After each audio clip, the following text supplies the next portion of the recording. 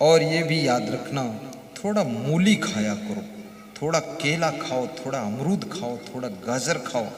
ये ब्रह्मचर्य में मदद करने वाली चीज है। प्रसन्न रहने से भी ब्रह्मचर्य का पालन होता है। क्रोध करने से नुकसान होता है। ये क्रोध कोई साधारण चीज नहीं। क्रोध तुम्हारे खून को गर्म कर देता है, तुम्हारे शरीर की नस नस को गर्म कर देता है। क्रोध की स्थिति में बीपी नपवाइए, देखिए कितने डिग्री पहुंचता है। क्रोध कोई साधारण चीज है। इसलिए अधिक क्रोधी व्यक्ति का स्वास्थ्य भी अच्छा नहीं रहता है। सीतापुर जिले में एक गांव में हम गए तो एक सज्जन ने बताया कि मेरे पिताजी बहुत क्रोधी हैं, इनको आप थोड़ा ज्ञान दे दो। तुमने कहा कितना क्रोधी हैं? बोले एक दिन शुद्ध साईं भोजन करते हैं और दूसरे दिन कुछ रूठ जाते, अब बोलत कुछ नहीं, सब लाल लाल शरीर हो जाते और नसें फूल जाती और भाग जाते हैं तो ख्यातम गन्नम 5-6 दिन परे रहते। बोले देखो सब शरीर सूख गवा, गुरुदेव हड्डी पिंजड़ा दिखाते। हम लोगों के यहाँ कोई चिंता नहीं है, पिताजी की बड़ी चिंता है। और फिर मनाई मनोई कि जब लाई थन तो दुई ने एक दिन ठीक रहते ना। अब बताओ तो नहीं बात का है, बस गुस्सा एक भाग जाते, क्या तब बरे रहते। तो हमने पूछा क्या बात है, क्यों नाराज होते? तो उन्होंने कहा मेरी नाराजी कोई ठीक नहीं कर पाएगा, क्योंकि यू घर पूरा सिर्री है, हम सबका कूट दी का करें, सबसे नाराज है। बोले वाइफ से बहुत नाराज हूं, बेटों से नाराज हूं, बहुओं से नाराज हूं। तो हमने कहा जब ये बेटे नहीं थे, बहुएं नहीं थी, तब तुम्हारे घर की स्थिति क्या थी? बोले तो घर में छपरा थे। तो हमने कहा अब क्या है? बोले अब बेटे बहुओं ने कमरा बना दिया। तो हमने कहा नाराज इसीलिए क्या? तो छत तोड़ के छपरा डाल दो क्या? अब बेटे बहुओं ने इतना विकास किया है और खुद के जीवन में नहीं कर पाए थे, छपरा थे, अब कमरा है और फिर भी नाराज है। कम से कम बेटे बहुओं को धन्यवाद दीजिए। बुद्धिमान लोग क्या कहते हैं, जब से मेरी बहू आई है, ये बहू नहीं साक्षात लक्ष्मी है, इसके पैर पड़े तब से हमारा विकास हुआ है। बहू का दिल भी भर जाता है। कुछ लोग बोलते हैं बहू क्या ये चुड़ैल आई है, जब से पांव पड़े तब से घर कंगाल हो गया। तो बहू सोचती है अब चुड़ैलपना हम दिखा ही देंगे, तो बहुएं भी फिर चुड़ैलपना दिखा देती है। काम नहीं करती हैं, लेटी रहती हैं, रोज सिर दर्द कमर दर्द बताती हैं और मुंह ऐसा बनाती हैं कि कलकत्ते की काली देवी। पूरा घर तबाह हो गया है। लिए लिए डॉक्टर के यहाँ घूम रहे हैं, डॉक्टर भी नाप रहा। डॉक्टर जान जाता बीमारी कोई नहीं लेकिन फायदा हमारा है, आने दो इसको। डॉक्टर भी होशियार है। डॉक्टर कहता है तुम टाइम पर आ गए, नहीं तो बहुत बड़ी दुर्घटना होने वाली थी। टाइम पर आई गए नहीं, डॉक्टर खुद ही कंगाल हो जाता है, उसको मिलेंगे 200-500।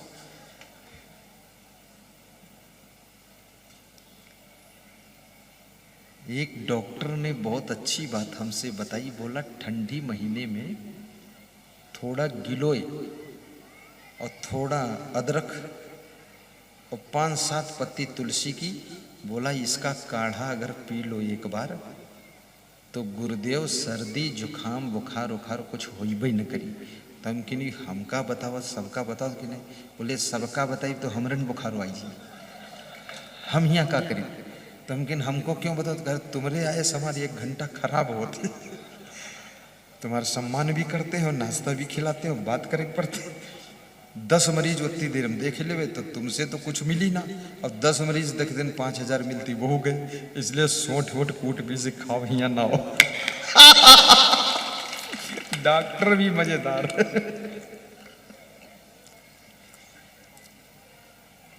एक बहुत बड़े डॉक्टर ने बड़ी अच्छी बात बताई।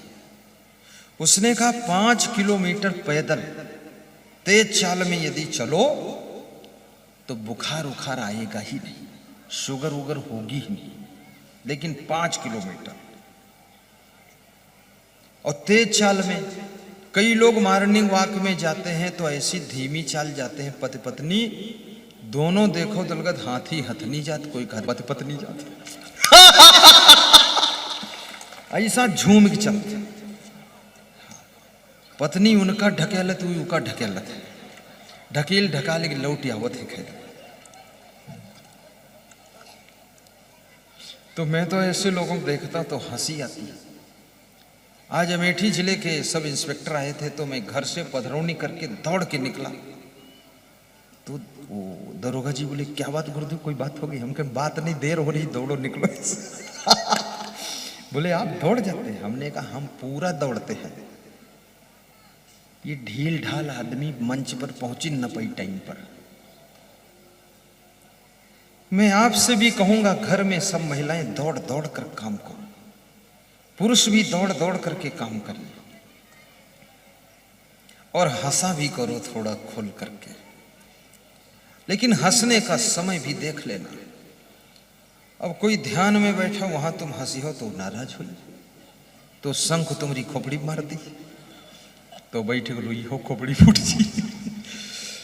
और किसी घर में कोई मर गया, तुम हुआ हा हा हा मचाए, तो दुश्मनी बनेगी कि हमरे घर में मरा इनका खुशी। तो रोना कहां है, हंसना कहां है, खुश कहां होना है, मुस्कुराना कहां है, इसके स्थान का भी चुनाव करना पड़ेगा, सिचुएशन का चुनाव करना पड़ेगा। अगर सही चुनाव नहीं कर सके तो हंसने में भी खतरा है, रोने में भी खतरा है, और सब चीज में खतरा है। आपके घर में सब सामान है, लेकिन कौन सामान कहां पर जमाना, कहां सेट करना है, ये कला नहीं है। तो घड़ी की जगह लोटा रख दोगे, लोटा की जगह सोटा रख दोगे, सोटा की जगह बाटा कंपनी का जूता रख दोगे, तो गड़बड़ होगा। इसी तरह से आपको जिंदगी में अपनी हंसी को भी जमाना कि हंसना कहां। कोई दुख की बात कर रहा हो तो वहां हंसो मत, आप सीरियस होकर सुन लीजिए और उसके दुख में थोड़ा शामिल हो जाइए, और बाद को उसको समझा दीजिए।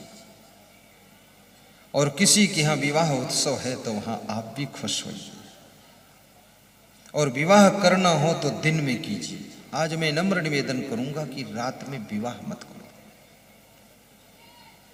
क्योंकि रात में दिखाई नहीं देता है कि कौन कैसा है। रात में लोग नकली बंधन कराते हैं, उसमें तुम धोखा खा सकते हो। मैंने एक सज्जन से पूछा, ये विवाह एक दुल्हन का है, इतनी लड़कियां क्यों सज धज कराती हैं? बोले ये विवाह की उम्मीदवार है। बड़े मजे की बात कहा। तो हमने कहा ये लड़के लोग टांग टेढ़ी करके क्यों खड़े होते हैं? बोले ये भी इसमें चुनाव करने आए कि हमको भी आगे करना है।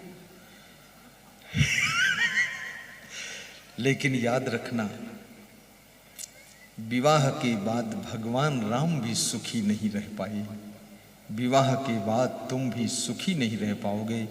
जिस दिन विवाह होगा उस दिन सब वाह वाह करेंगे, और विवाह के बाद तुम आह आह करोगे। यही दशा होती। हजारों लाखों लोगों ने हमसे कहा है कि हम सुखी नहीं, हम दुखी नहीं। तम कहन जब विवाह नहीं भरा है तब कैसे रहो? कहीं तब तो ठीक रह। तम कहन काहे कचगल पड़ी गयो तो कहीं हम जनते नहीं रहे, हमका तो मालूम नहीं माँ और सुख मिली, माँ तो बहुत ही गड़बड़।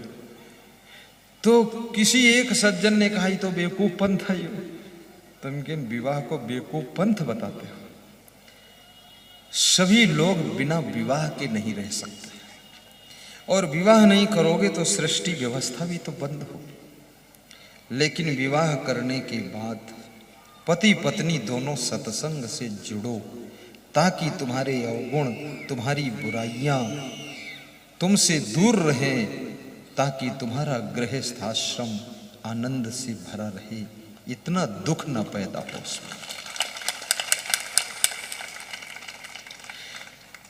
जिनके पतियों की आदतें खराब हैं, जिनकी पत्नियों की आदतें खराब हैं, उनके घर में ज्यादा दुख है।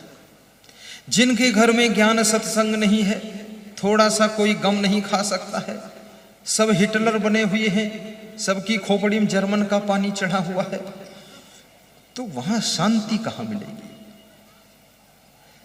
कहते हैं झुकने वाला महान होता है और अड़ने और लड़ने वाला साधारण होता है। जिस समय परशुराम ने भगवान श्री राम को भी अनुचित वचन कहे जनकपुर में जाकर विवाह मंडप में, तो राम भगवान ने झुक करके प्रणाम किया और सह लिया और मुस्करा दिया। राम का स्वभाव बहुत अच्छा था, वो मुस्करा देते थे। उनके साथ कोई बौड़मई करे तो वो मुस्करा दे रहा है, और कोई उनसे प्रेम करे तब वो मुस्करा दे रहा है, और कोई उनकी टांटिंग करे तब वो मुस्करा दे रहा है, और कोई शान गुमान दिखावे तब वो मुस्करा दे रहा है। केवट शान दिखाया कि नाव नहीं लाऊंगा तो भगवान ने मुस्करा दिया, कृपा सिंधु बोले मुस्काई। परशुराम ने क्रोध दिखाया और अनुचित वचन कठोर वचन बोले, रे नृप बालक काल बस, रे कहा तू कहा मूर्ख कहा। भगवान ने मुस्करा दिया कि जैसा जिसकी समझ है वैसा बोल रहा है। और जनकपुर की स्त्रियों ने राम कलेवा के समय राम की टांटिंग किया कि अयोध्या की स्त्रियां बड़ी कलाकार हैं, अति उदार करतूतदार सब अवधपुरी की बामा, और खीर खाए पैदा सुत करती पतिकर कछु नहीं कामा। ये टांटिंग किया तो भगवान राम नाराज नहीं हुए। आजकल जैसा कलयुगी दमाद होता तो उठकर भाग जाता वहां से। भगवान राम मुस्करा देते हैं। सखी वचन सुनकर रघुनंदन बोले मृदु मुस्काते, आपन चाल छिपावह प्यारी कहो आन की बातें। सखियों की बात को सुनकर के राम जी मीठी मुस्कान से बोलते हैं कि अपनी बात को प्यारी बहनों तुम छिपा रही हो और दूसरे की बात कह रही हो। कोई नहीं जन्मे मात पिता बिनु बंधी वेद की नीति, और तुम्हारे तो सब महिषे उपजे अस हमरे नहीं रीति। तुम्हारे जनकपुर में तो मिट्टी से धरती से बच्चे पैदा होते हैं, हमारे अयोध्या में ऐसी रीति रिवाज नहीं, वहां धरती से गन्ना गेहूं धान होता, बच्चे नहीं होते हैं। देखिए राम से बोलने की कला सीखो। सीता का नाम नहीं लिया कि सीता जी पैदा हुई मिट्टी से, कहीं तुम्हारे तो सब महिषे उपजे। अब सीता तो धरती पुत्री थी, उन्हीं को कहा, लेकिन नाम नहीं लिया। नाम लेते तो गांठ बन जाती, तो सीता जी बदला अयोध्या में लेती फिर। हाँ, इसलिए नाम लेके कहूं बोलबई न करूं, इनडायरेक्ट मेथड अपनाओ। सीता जी भी मुस्कुराती हैं, सखियां भी मुस्कुराती हैं कि दामाद बहुत बुद्धिमान है। बुद्धिमान व्यक्ति की बात से पता चल जाता है। अब बुद्धू आदमी की बदकही से ही मालूम हो जाता कि है बुद्धू नाथ। और राम भगवान ये भी कहते हैं कि माता पिता के बिना किसी का जन्म नहीं होता, है वेद की नीति है। ऐसा समझा भी दिया, ज्ञान भी दे दिया। कितनी सहनशीलता थी राम में। ऐसे थोड़े राम भगवान बन गए, भगवान बनने के लिए उनको बहुत गम खाना पड़ा है। और सीता जी को भी बहुत उन्होंने निभाया है। सीता जी से लक्ष्मण ने कहा था रेखा मत लांघना, फिर भी लांघ गई और लंका पहुंच गई। वहां रो रही थी अशोक वाटिका में। हनुमान जी सूचना लेकर लौटे कि रोती बहुत है। राम ने कहा थोड़ा सा संतोष करे, बस काम करने वाला ही हो। कितनी प्लानिंग से काम किया। अंगद को भेजा कि तुम कंप्रोमाइज करो, हनुमान को भेजा तुम कंप्रोमाइज करो। राम को पता था रावण कंप्रोमाइज तो करेगा ही नहीं। और याद रखना, जो जिस आदमी के झगड़े में तुमसे विवाद बढ़ गया हो, कंप्रोमाइज के लिए वो आदमी भेज रहा हो, तो तुम अगर बुद्धिमान हो तो समझौता कर लोगे, अगर बुद्धिमान नहीं हो तो समझौता नहीं करोगे, उसके बाद विनाश शुरू होगा। कृष्ण भगवान ने दुर्योधन को समझाने के लिए स्वयं गए थे कि कंप्रोमाइज करो। दुर्योधन समझौता नहीं किया। दुर्योधन ने कहा हीर है, इसको बांधो रस्सी से, इसको पीटेंगे अभी। तो भगवान कृष्ण ने कहा शास्त्रों में लिखा है कि जो समझौता कराने आए उसको पीटना नहीं चाहिए। तो जब इतनी गुंडागर्दी की बात रावण ने किया, वो दुर्योधन ने किया, तो भगवान कृष्ण खड़े हो गए और चक्र सुदर्शन घुमाया। और जितने वहां बैठे थे दुर्योधन की सभा में, बड़े बड़े महारथी सेनापति, सबके गले के पास होकर चक्र सुदर्शन निकल गया। सबने गला पीछे कर लिया। और उसके बाद कृष्ण ने कहा दोबारा समझाने नहीं आऊंगा, दोबारा जो होगा वो देख नहीं सकोगे जो होना है। और वहां से लौट आए। इसलिए समझौता कोई करने आए तो थोड़ा गम खा करके झगड़े को समाप्त कर लेना चाहिए। भगवान राम ने हनुमान जी को भेजा कि रावण को समझा दो। रावण को तो बहुत लोगों ने समझाया, मंदोदरी ने भी समझाया। मंदोदरी जब समझाती तो रावण डांटता था, बोलता था चुप, मैं रावण हूं। तो मंदोदरी कहती है, मैं कब कह रही हूं तुम राम हो, रावण हो, इसीलिए तो समझाना पड़ता है, अगर राम होते तो समझाना ही नहीं पड़ता। विभीषण ने समझाया रावण को तो विभीषण के लात मारा उसने, निकल पागल कहीं का, समझाता है, बड़ा प्रवचन देता है। विभीषण भगवान के पास आ गए कि बस काम हो गया। कुंभकर्ण ने समझाया, उसको भी डांटा रावण ने। और जहां तुम्हारा भाई भी समझाने लग जाए, पत्नी भी समझाने लग जाए, घर के लोग भी समझाने लग जाए, बाप भी समझाने लग जाए, तो याद रखना अब तुमको समझ जाना चाहिए, अन्यथा तुम्हारे विनाश का वक्त निकट आ गया है। पर समझना भी बहुत कठिन है और समझाना भी बहुत कठिन है। लोगों की समझ में आता नहीं। जिनको तुम समझाते हो वे समझते हैं कि समझाने वाले का कोई स्वार्थ है, इसलिए समझाते हैं, वो समझते ही नहीं। और समझाते समझाते तुम थक जाते हो, विभिन्न उदाहरण देते हो, कहानी सुनाते हो, उसके पल्ले पड़ता नहीं। मूर्ख हृदय न चेत, जो गुरु मिले विरंच सम, फूल ही फल न बेत, यद्यपि सुधा बरसहि जलत। मूर्ख के सिखलावते ज्ञान गांठिका जाए, कोयला होए न उजला जो सौमन साबुन लाए। जैसे गोली गुंबज की नीच परी ठहराए, और तैसे हृदय मूर्ख का शब्द नहीं ठहराए। मूर्ख समझता नहीं,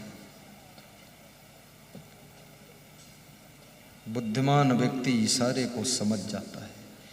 हनुमान जी जब समझाने गए, रावण ने कहा इसकी पूंछ में आग लगा दो। बंदर को अपनी पूंछ से बहुत प्रेम होता है, इसकी पूंछ जला दो। तो हनुमान जी भी मुस्कुराए कि है मामला कठिन। देखो भगवान राम ने लक्ष्मण को नहीं भेजा समझाने के लिए, लक्ष्मण जाते तो ज्यादा ही मारपीट होता। और हो सकता है लक्ष्मण को मार भी डालते हो लोग, क्योंकि जब लक्ष्मण को शक्ति बाण लगा बेहोश हो गए। अब बेहोश होकर आदमी गिर जाए तो मारी उठ रही है लोग। भगवान ने सोचा इसको मत भेजो, ये सह भी नहीं पाएगा, इतना ज्यादा ही खतरा हो जाएगा, समझौते के बजाय उलझौता हो जाए। भगवान बहुत होशियार थे, हनुमान को भेजा। हनुमान जी की पूंछ में जब कपड़ा लपेटने लगे तो हनुमान जी ने पूंछ लंबी कर दिया, तो जितना अयोध्या में कपड़ा था वो सब लपेट दिया, वो लंका का वस्त्र सब लपेट गया पूंछ में। फिर उसमें जब आग लगाई तो रावण ने अपने बेटे इंद्रजीत से कहा, तू क्या कर रहा है? अब ये हनुमान ने जब आग लगा दी है, कूद कूद कर सब लंका जल रही, तो मेघों से आदेश कर पानी बरसे बुझ जाए। तो मेघ आ गए तुरंत, मेघनाद के कहने से पानी वर्षा शुरू हुई। तो हनुमान जी ने कहा कि राम भगवान की मदद करने आए हो कि राक्षस की मदद करने आए हो? तो मेघों ने कहा चिंता मत करो। इंद्रदेव ने कहा पानी नहीं लाया हूं, पेट्रोल लेकर आया हूं, ऊपर से डालो।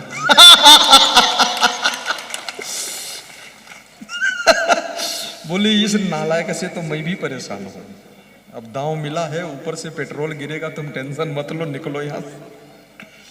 पूरी लंका राख हो गई।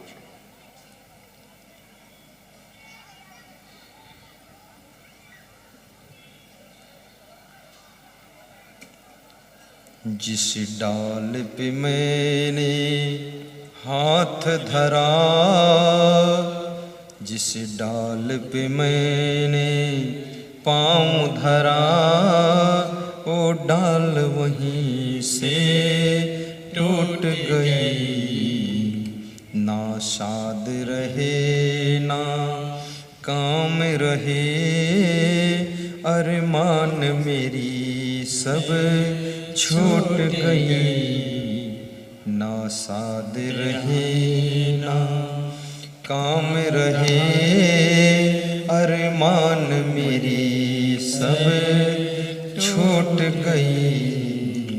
जिस डाल पे मैंने पाँव धरा वो डाल वहीं से टूट गई।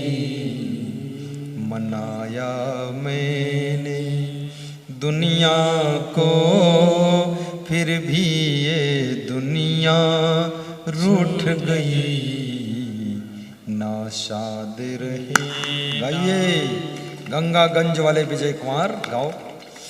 नाशाद रहे ना काम रहे अरमान मेरी सब छूट गई।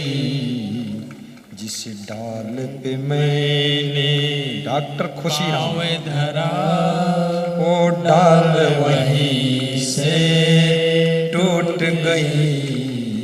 वो डाल वहीं से टूट गई। वो डाल वहीं से टूट गई। ना शाद रहे ना काम रहे अरमान मेरी सब छूट गई। अरमान मेरी सब छूट गई। अरमान मेरी सब छूट गई। बुद्धि वह सार्थक होती है जिस बुद्धि में शुद्धि भी होती है। बुद्धि राम के पास भी है, बुद्धि रावण के पास भी है। फर्क इतना है, राम की बुद्धि में शुद्धि है और जिस बुद्धि में शुद्धि हो जाती है उसमें विवेक जागृत हो जाता है। और जिस बुद्धि में शुद्धि नहीं होती है, अशुद्धि आ जाती है। संसार के कुसंग में माया के प्रभाव से बुद्धि अशुद्ध हो गई तो उसमें विवेक नहीं जागता है। इसलिए बुद्धिमान का मिलना आसान है लेकिन विवेकवान का मिलना बहुत कठिन है। विवेक ऐसे है जैसे जलता हुआ दीपक और बुद्धि ऐसे है जैसे बुझा हुआ दीपक। दीपक दोनों हैं लेकिन जो बुझा दीपक है